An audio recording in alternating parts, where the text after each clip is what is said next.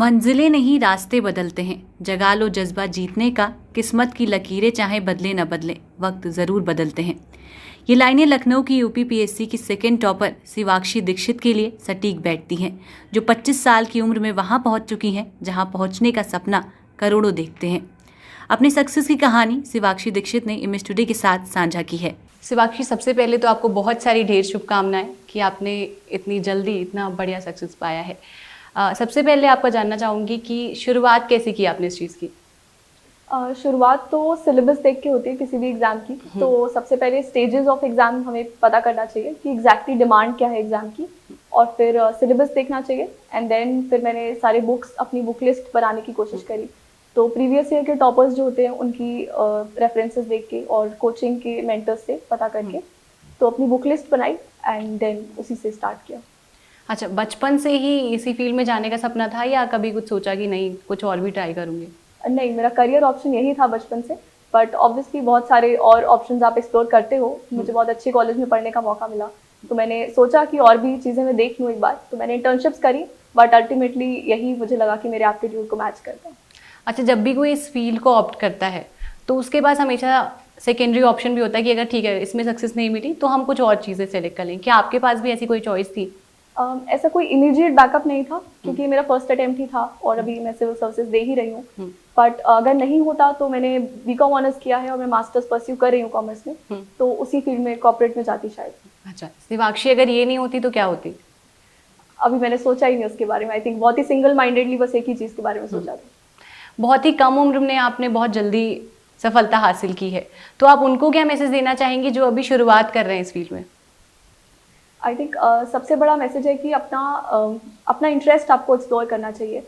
तो आपको पता होना चाहिए कि आप क्या बनना चाहते हैं एंड क्यों बनना चाहते हैं। तो अगर आपको वो पता है और फिर अपनी पढ़ाई पे आप डेडिकेशन रखें तो आई थिंक इजीली आप जो भी टारगेट करें वो अचीव कर सकते हैं।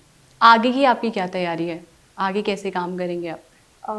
आई थिंक सबसे ज़्यादा तो जो भी स्टेट गवर्नमेंट की या जो भी मुझसे एक्सपेक्ट किया जाएगा as a part of the permanent executive, तो मैं पूरी निष्ठा के साथ उसको करना चाहूँगी काम अपना। बाकी जैसे भी ट्रेनिंग के लिए तो I am very looking forward to that. Family background की अगर हम बात करें तो फैमिली बैकग्राउंड कैसा है, क्या करते हैं पेरेंट्स? जी, मेरे फादर बैंक मैनेजर थे और मेरी मदर टीचर है, केमिस्ट्री की टीचर है, RLB सर्वोदय नगर में, लखनऊ में। अच्छा, आप बेसिकली लखनऊ से हो या फिर? मेरी फैमिली वैसे बाराबंकी से हेल करती है, लेकिन हम लोग पेरेंट्स की जॉब की वजह से लखनऊ में सेटल्ड है। सो मैंने बचपन से मैं तो लखनऊ में ही रही हूँ। जैसे आपने इतनी जल्दी सफलता हासिल की, अगर कोई इतनी जल्दी अपने टारगेट को अचीव करना चाहता है तो वो अपनी तैयारी कैसे करे? सबसे ज़्यादा तो इम्पोर्टेंट है कि सिलेबस से एकदम स्टिक रहिए। जो भी सिलेबस है उसके ज़्यादा इधर उधर मत जाइए। बहुत तरह के बिट्स होते हैं कि सब कुछ आना चाहिए, सब कुछ पढ़ना चाहिए, ऐसा नहीं है। बहुत ही डिफाइंड सिलेबस है, तो उसी पे एकदम ध्यान रखिए और रिवाइज करते रहें। आई थिंक वही सफिशिएंट रहता है। आप कितने घंटे देती थी पढ़ाई में? मैं आवर्स के हिसाब से नहीं पढ़ती थी एक्चुअली, मैं टारगेट के हिसाब से पढ़ती थी कि मंथली वीकली टारगेट होता है, तो जितना पढ़ना है एक दिन में उतना कंप्लीट करना ही करना है। अब कभी कभी आप थोड़ा ज़्यादा मोटिवेटेड होते हो तो जल्दी हो जाता है, कभी कभी थोड़ा लेजी होते हो तो देर से होता है, लेकिन कोशिश रहती थी कि जो भी डेली टारगेट्स हैं उनको अचीव करूँ। शिवाक्षी कभी अपने टारगेट से हारी थी कि नहीं हो पा रहा है, ऐसा कभी फील हुआ? गोल से नहीं, लेकिन टारगेट्स तो आप समझ ही सकते हैं, it's not a 10-15 day thing. 2-3 साल लग जाते हैं कभी कभी, और मुझे हुए 2-3 साल प्रिपेयर करते हुए। तो ऐसा हर दिन एक जैसी मोटिवेशन तो नहीं रहती, तो कभी कभी टारगेट्स अचीव होते हैं दिन के, कभी कभी नहीं होते। बट जो भी बैकलॉग है अगले दिन कर लेते हैं, बट कभी गोल से नहीं ये लगा कि नहीं ही कर पाऊंगी। लगभग अगर हम बात करें तो क्या मॉर्निंग में ज़्यादा पढ़ना पसंद करते हो या फिर रात में या फिर शाम में? कैसी पढ़ाई का शेड्यूल कैसा? मैं दिन में पूरा मेरे पास रहता था, क्योंकि मैं पूरी तरह इसी को डिवोट कर रही थी। तो मैं अपना रात को प्रॉपरली सो के उठ के दिन में सुबह 9 बजे से शुरू कर देती थी और रात को 10-11 बजे तक ही कंटिन्यू? जी नहीं, कंटिन्यू नहीं, बीच पे पढ़ाई का ब्रेक, फैमिली में सब लोग बाहर आते जाते रहते थे, वर्किंग है तो उन लोग से मिलना आना जरा सब। नियर अबाउट कितने घंटे की पढ़ाई होती थी? I think average 8 to 10 hours हो जाता होगा। कहते हैं कि जो बहुत ज़्यादा पढ़ाई में ध्यान देते हैं वो जब उनको नींद आती है तभी वो सोते हैं, ये नहीं सोचते कि रात हो गई तो सो जाना चाहिए। क्या ऐसा सच में होता है? हाँ, ऐसा टारगेट्स पे होता है। अगर आपका दिन का टारगेट अचीव नहीं हुआ तो फिर सोना थोड़ी लग्जरी होती है, वो आप नहीं कर सकते। तो अगर जो टारगेट अचीव हो गया तो सो जाते हैं, नहीं अचीव हुआ तो थोड़ा स्ट्रेच करिए, रात को पढ़ लीजिए, तब सो जाइए। ये एक ऐसी फील्ड है जिसमें बहुत टाइम टेकिंग है, लोग डिस्ट्रैक्ट हो जाते हैं, तो फोकस करने के लिए हमें क्या करना चाहिए?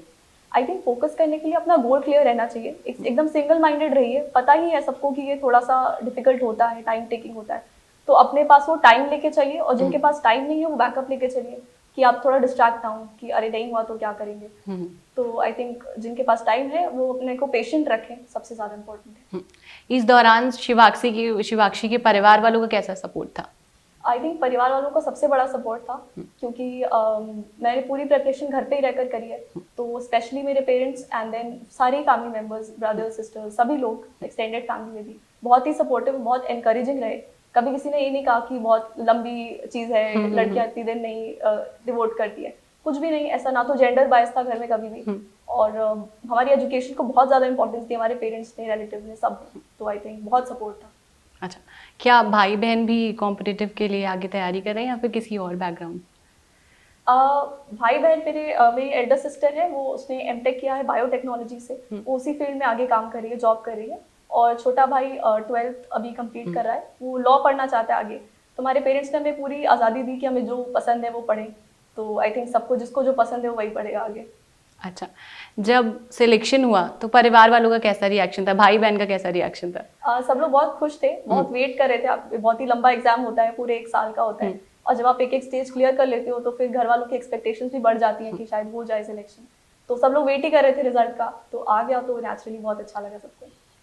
आसपास के लोगों का जो कभी कभी जो फैमिली के अलावा लोग सपोर्ट नहीं करते हैं, अरे इतनी बड़ी हो गई है, शादी नहीं हुई है, तो कभी ऐसी चीजें शिवाक्षी को फेस करनी पड़ी थी? नहीं, आई थिंक मैं फॉर्चुनेट हूँ कि मैं थोड़ी प्रोग्रेसिव सोसाइटी में रही, कि मुझे ऐसा कुछ भी फेस नहीं करना पड़ा। मैं जिस फैमिली से आती हूँ, हमारे घर में ऑलमोस्ट सभी वेमेन वर्किंग है, सबने अपनी पढ़ाई पूरी करी, काम किया, अभी भी सब वर्किंग है। और आसपास भी सब लोग बहुत ही सपोर्टिव रहे एंड बहुत एनकरेजिंग, और अभी भी सबने सुबह काफ़ी कॉन्ग्रेचुलेट किया, तो कोई ऐसे प्रॉब्लम नहीं है मुझे। फोकस रहने के लिए क्या करना चाहिए हमें? आई थिंक फोकस रहने के लिए अपना गोल क्लियर होना चाहिए एंड ब्रेक लेते रहिए। सबसे इंपॉर्टेंट है आप एक टाइम टेबल बना लीजिए, तो उससे क्लैरिटी रहती है कि कितनी देर आप पढ़ रहे हो, कितनी देर और कोई काम कर रहे हो। तो अगर ब्रेक्स हैं बीच में तो फिर आप डिस्ट्रैक्ट नहीं होते हो, कि you have something to look forward to. आपको पढ़ाई के अलावा और भी क्या क्या चीज़ें पसंद है? खाना बनाना एंड ऑल, ये सब चीज़ें भी लड़कियों के लिए आना बहुत ज़रूरी है, ऐसा लोग कहते हैं, तो क्या आपको भी इन सब चीज़ों में कभी इंटरेस्ट आया? आई थिंक खाना बनाना ये सब चीज़ें लाइफ स्किल्स हैं, सभी को आनी चाहिए, हर अडल्ट को आनी चाहिए। तो मेरे पेरेंट्स ने मुझे बचपन से तो ऐसा कुछ स्पेसिफिक नहीं बोला कि तुम लड़की हो इसलिए तुम सीखो, लेकिन क्योंकि सभी को आना चाहिए, इसलिए जितना आना चाहिए खाना बनाना उतना आता है मुझे। और बाकी हॉबीज़ में मुझे आर्ट में इंटरेस्ट है, तो मैं पेंटिंग करती हूँ, चिकनकारी मैंने स्कूल में सीखी थी, तो भी कभी टाइम मिले तो करने की कोशिश करती हूँ। जो युवा है जो अभी प्रिपरेशन स्टार्ट कर रहे हैं, आप उनको क्या मैसेज देना चाहोगे? मैसेज यही रहेगा कि अपना गोल आपको क्लियर होना चाहिए एकदम, और डेडिकेशन के साथ पढ़िए, एंजॉय करिए प्रिपरेशन को। जैसे करंट अफेयर्स है, न्यूज़पेपर्स है, तो इसको बर्डन की तरह या सिलेबस की तरह मत पढ़िए कि आपका सिलेबस है इसको ख़त्म ही करना है। अगर आपका सही एप्टीट्यूड है तो आप एंजॉय करेंगे करंट अफेयर्स पढ़ना। और पेपर में मैक्सिमम जो एक्चुअल पेपर मेंस राइटिंग होती है उसमें आप करंट अफेयर्स ही मैक्सिमम लिखते हैं, तो वो कहीं से याद करके नहीं आता है, वो आप एंजॉय करके अगर पढ़ेंगे तो काफ़ी अच्छे से हो जाएगा। आज आप जिस जगह पर हो उससे आपको कितनी खुशी है? खुशी बहुत है। आई होप जो अपॉर्चुनिटी मुझे मिलेगी मैं उस पर कुछ अच्छा काम कर पाऊँ, तो और भी ज़्यादा खुशी होगी। बहुत बहुत शुक्रिया हमारे साथ बातचीत करने के लिए। Thank you so much.